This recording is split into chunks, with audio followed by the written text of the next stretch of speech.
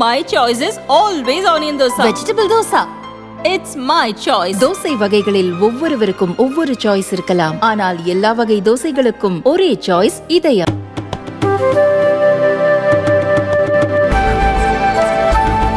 சொத்து குவிப்பு வழக்கில் அமைச்சர் கீதா ஜீவன் விடுதலை செய்யப்பட்டதற்கு எதிராக மேல்முறையீடு செய்வதற்காக வழக்கு தொடர்பான ஆவணங்களை தொகுதி வாக்காளருக்கு வழங்க தூத்துக்குடி முதன்மை அமர்வு நீதிமன்றத்திற்கு சென்னை உயர்நீதிமன்றம் உத்தரவிட்டுள்ளது.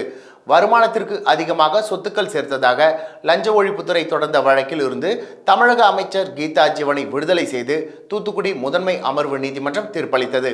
அதை எதிர்த்து விசாரணை அமைப்புகள் மேல்முறையீடு செய்யாததால் தொகுதி வாக்காளர் என்ற முறையில் மேல்முறையீடு செய்வதற்காக வழக்கின் முதல் தகவல் அறிக்கை, சாட்சியங்கள், தீர்ப்பு உள்ளிட்ட வழக்கு தொடர்பான ஆவணங்களின் நகல்களை வழங்க கோரி தூத்துக்குடியை சேர்ந்த வழக்கறிஞர் சண்முக சுந்தரம் என்பவர் தூத்துக்குடி முதன்மை அமர்வு நீதிமன்றத்தில் மனு தாக்கல் செய்தார்.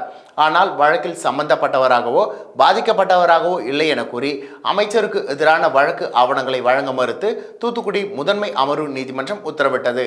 இந்த உத்தரவை ரத்து செய்து வழக்கு தொடர்பான ஆவணங்களை வழங்க கோரி சண்முக சுந்தரம் சென்னை உயர்நீதிமன்றத்தில் மனு தாக்கல் செய்திருந்தார்.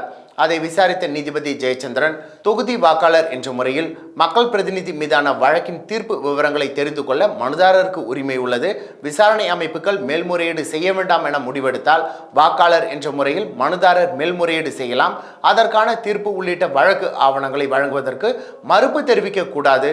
வழக்கு ஆவணங்கள் கோரி மனுதாரர் மீண்டும் விண்ணப்பிக்கலாம் என்று தீர்ப்பளித்துள்ளார்.